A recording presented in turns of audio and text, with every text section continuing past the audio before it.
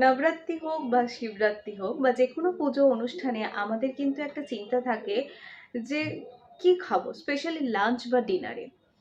চটজলদি একটা রেসিপি আজকে সেই নিয়েই শেয়ার করবো আপনাদের সাথে। কিরকম লাগলো জানাতে হবে, কারণ পুজো অনুষ্ঠান গুলো হলেই আমাদের মনে হয় যে লুচি পরোটা খাবো, কিন্তু আবার তো ওজন বেড়ে যাওয়ার ভয়। তো আজকে আটা বা ময়দা দিয়ে কিছু নয়, কিন্তু খুব সহজে হাতের কাছে তৈরি হবে সেই রকম একটা ইনগ্রিডিয়েন্টস দিয়ে একটা মিল, কমপ্লিট মিল। এটা আমরা অন্য সময়ও খেতে পারি। এটা শুধু লো ক্যালোরি, পেট ভর্তি একটা খাবার নয়, এটা কিন্তু হাই প্রোটিন একটা খাবার, যেটা বাড়ির ছোট বা সবার জন্যই ভীষণ পেট ভর্তি হেলদি একটা খাবার। এবং তার সাথে সাথে হাই ফাইবার দিচ্ছে, মানে ওভারঅল একটা হেলদি কমপ্লিট মিল। সেটা তৈরি করতে করতেই বলি। আর আপনারাও শুধু পুজো অনুষ্ঠানে যেখানে লুচি পরোটা বা ময়দা আটা খাওয়া যায়, অন্য কিছু ভাত চালের জিনিস এইসব খাওয়া যায় না, সেইখানে এরকম একটা খাবার ট্রাই করুন। আর কেমন লাগলো সেটাও কিন্তু আমাকে জানাবেন। দেখি আমরা কিভাবে খুব চটজলদি এই রেসিপিটা তৈরি করে নিতে পারি। প্রথমে আমি 1 কাপ বেসন নিয়েছি। চায়ের কাপের মোটামুটি 1 কাপ বেসন নিয়েছি। যতটা আপনি বানাবেন সেই অনুযায়ী পরিমাণটাকে ফিক্স করবেন। এর সাথে আমি যেটা দেব, হাফ টিস্পুন মতো আজওয়ান দিয়ে দিলাম। একটু একদম স্ম্যাশ করা পনির অ্যাড করলাম, লো ফ্যাট পনির। এবং পনির আমরা জানি যে খুব ভালো একটা প্রোটিনের সোর্স। যারা ভেজিটেরিয়ান বা এই ধরনের পুজো থাকলে উপোসের বেলায় আমরা এই পনিরগুলো ইউজ করতে পারি, যেটা আমাদের প্রোটিনের একটা খুব ভালো সোর্স। এবং বেসন, যেটাও একটা ইটসেলফ একটা প্রোটিন আমাদের প্রোভাইড করবে এবং পেট ভর্তি রাখবে। এর সাথে আমি অ্যাড করছি একদম ফাইনলি চপড ধনেপাতা অ্যাড করে দিচ্ছি। এবং ঝাল যতটা আপনি খাবেন, যদি খেতে চান সেই মতো কাঁচা লঙ্কা মিক্স করবেন। এবং পিঞ্চ অফ একদমই অল্প নুন আমি অ্যাড করছি, খুব সামান্য টেস্টের মতো নুন অ্যাড করছি।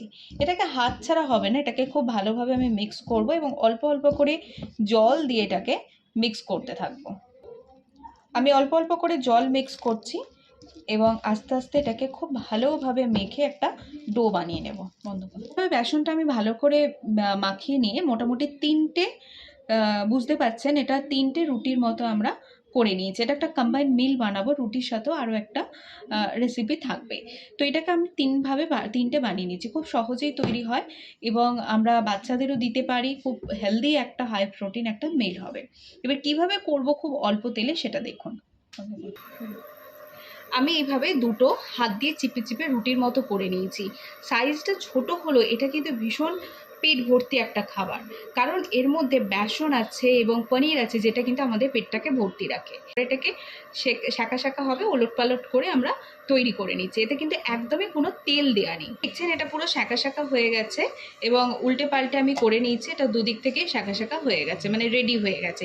এটাতে এইবার আমি হাফ টিস্পুন করে দুটোতে 1 চামচ তেল দিয়ে জাস্ট ব্রাশ করে নেব। উল্টে পাল্টে এটাকে 1 চামচ তেলে ব্রাশ করে নেব। সব থেকে ভালো হয় আপনি এটাতে যদি ঘি, একদম দেশি অর্গানিক ঘি, গ্যাসটাকে বন্ধ করে নামানোর পর আপনি একটু ঘি ব্রাশ করে দিয়ে দেন। আলাদা করে এটার সাথে আর কোনো তেল দিয়ে ভাজা বা কোনো কিছুর প্রয়োজন হবে না। এইভাবে আমাদের বেসনের কিন্তু একদম লো অয়েল বলা যায় বা নো অয়েল একদম আমাদের রুটি আমাদের কিন্তু রেডি হয়ে গেছে, যেটা আমরা এই নবরাত্রিতে খুব ভালোভাবে কিন্তু খেতে পারি। এর সাথে আমরা কি নেব, একটু আমরা কিউকাম্বার রায়তা বানাবো, সেটা একটু দেখে নিই। এখানে আমি নিয়েছি লো ফ্যাট টক দই, তার সাথে আমি half teaspoon chaat masala add করছি। এখানে আপনি যে কোনো কিছু দিয়েই এই রায়তাটা তৈরি করতে পারেন, কারণ এই রুটিগুলো রায়তার সাথেই বেশি ভালো লাগে। আমি হাতের কাছে শসা ছিল, সেটা অ্যাড করে দিলাম। সব থেকে ভালো হয় এখানে আপনি বেদানা অ্যাড করতে পারেন, টমেটো অ্যাড করতে পারেন, পাইনাপেল রায়তা বানাতে পারেন, যেটা আপনার পক্ষে ভালো লাগবে। এই রায়তার সাথে এই রুটিগুলো খুবই ভালো লাগবে। এইভাবে আপনি রুটি আর রায়তা মিক্স করে এর সাথে আপনি খেতে পারেন।